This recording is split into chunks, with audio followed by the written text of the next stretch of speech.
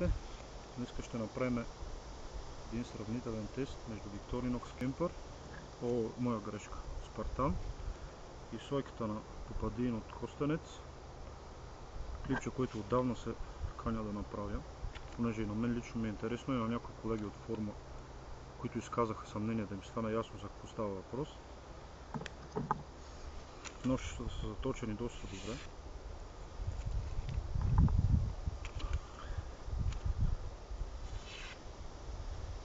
Като предимства на единия спрямо другия мога да отбележа по-дебелата и осигуряваща по-добър хват дръжка на Victorinox, а на сойката по-дългото острие по принципа на оригиналното. Това съм го чупил и сега вече не е каквото беше, но иначе пък е по-тънко и предразполага за по-гладко рязане. Да видим какво могат. Първо малко живо, така да се каже, дърво Victorinox.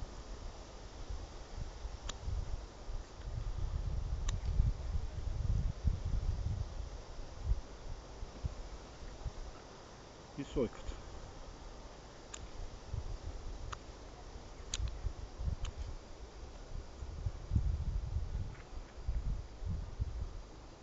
Малко по-дебеличко.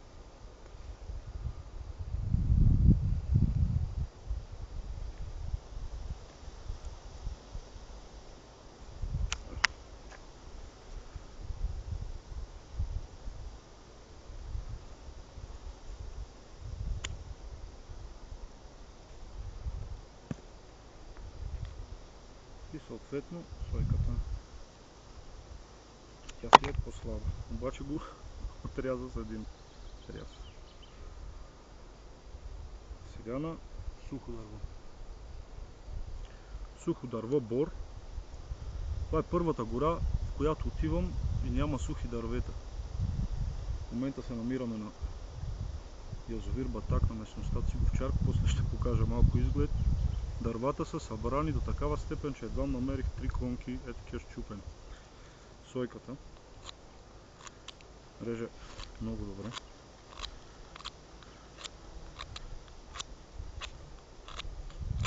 Изключително финно нощчено, резливо.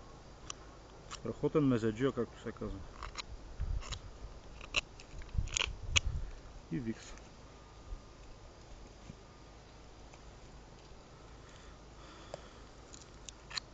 Също много добре дялано. Това не са ножове предназначени за тази цел. Идеята е само да се види за сравнение какво представляват двата ножа. Силно казано нож, но все пак много добре дялат. Да видим сега как им се отразило това нещо. Касова бележка стандартна. Никакво затъпяване. Сойчицата.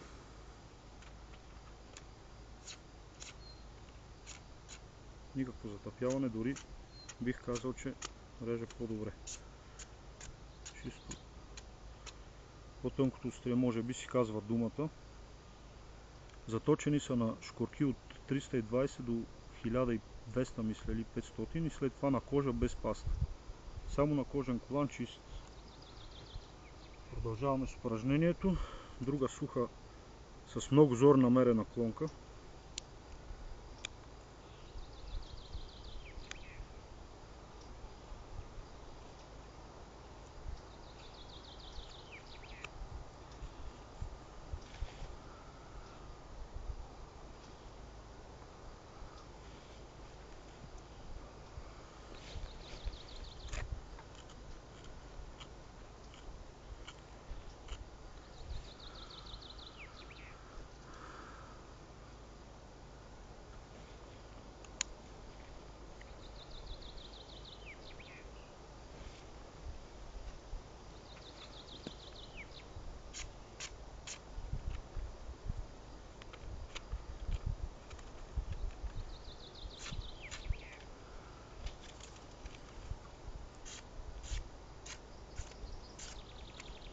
Съвсем леко по-трудно реже Victorinox, но може би е заради Не заради затъпяване, а заради леко по-дебелото острие, което може да се види, че е почти двойно, колкото на сойката.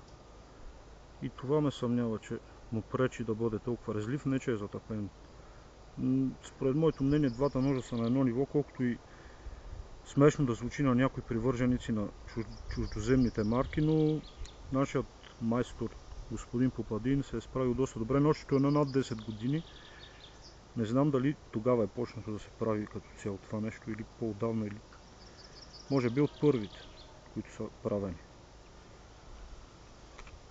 Но реже като истински. Не бих казал, че отстъпва на Victorinox, да не кажа по-голяма дума, но на Opinel е по-слаб нож от това нещо. Opinel се затъпява по-лесно. И Inox, може би и карбона. Inox съм имал, карбон не, но предполагам, че ще бъде същата работа. Още малко живо дръвче.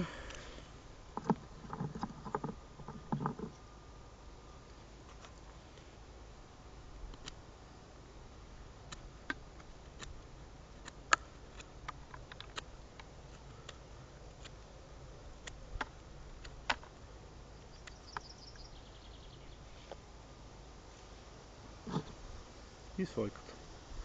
Тя е доста по-слабичка между другото, няма никакви метални елементи в дръжката. Ножче за мезе. Това не е нито аутдор нож, нито мисля, че и другия не би влязъл в тази графа. Просто мезеджичета са и двата. Но се справят задоволително и с такива дребни задачки, като да си подостриш клечка за зъби, да си нарежеш домат или саламче нещо, кой каквото си е вземал за гората. Повече от добре дори се справят. Но казвам го с... Абсолютно съм категоричен и си заставам зад думите, че ножовете са на едно ниво. Не искам да казвам по-силни думи, но нашето българско чекийче въобще не е по-назад. Да ме извиняват феновете на Victorinox. Това е положението. Реже си като истинско, както вече казах.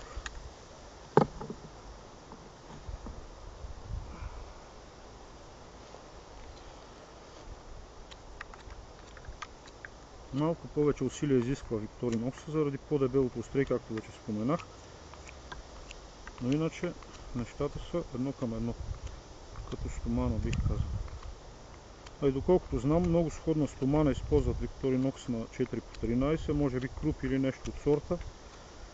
Като някои други фирми и те пазят някаква тайна покрай тази стомана, но не мисля, че е разработка на NASA, просто нещо по-обикновено, което е станало популярно благодарение на това, че джаджата е мултифункционална, а не толкова като качествата на нож.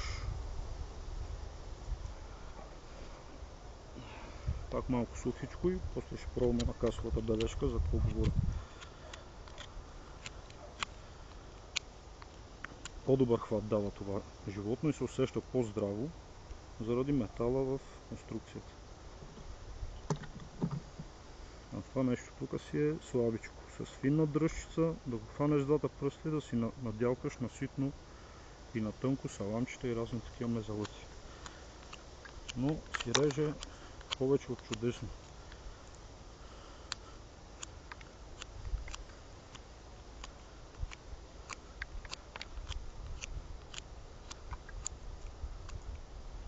И пак бележката.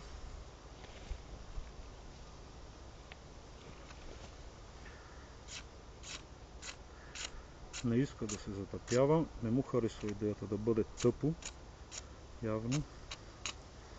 Реже страхотно просто.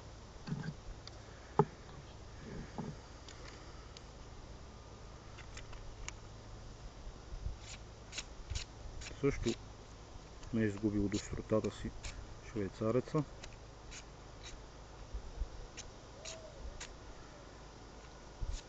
Моя грешка беше това късане, не заради ножа. Понеже съм леко, как да кажа, изморен и малко ме мързи поради жегата и няколкото бирички, ще преустановя, няма смисъл да бъдат тормозени тези железа в стил зомбайо. Мисля да им дам 10 от 10 и на двете, както се казва.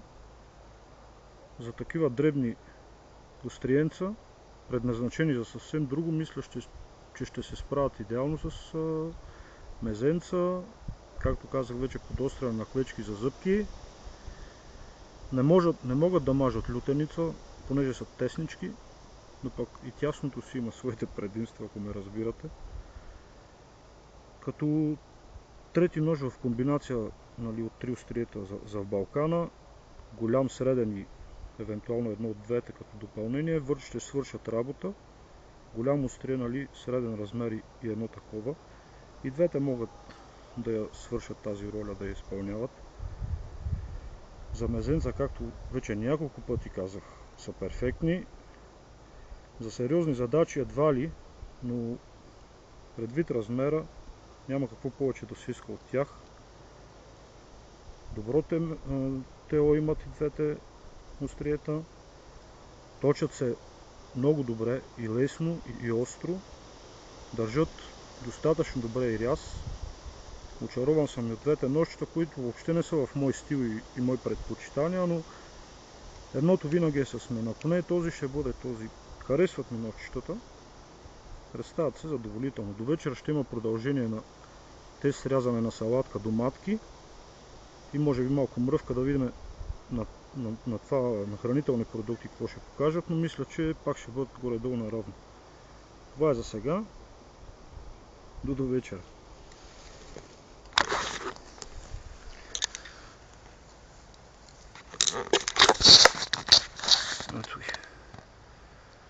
А всъщност обещаното изгледче към язовира съвсем наблизичко е тук. Там някъде са палатките на групата. Ако се виждат, не знам, че вижда се, да. Общо взето това е за сега. Очаквайте включване.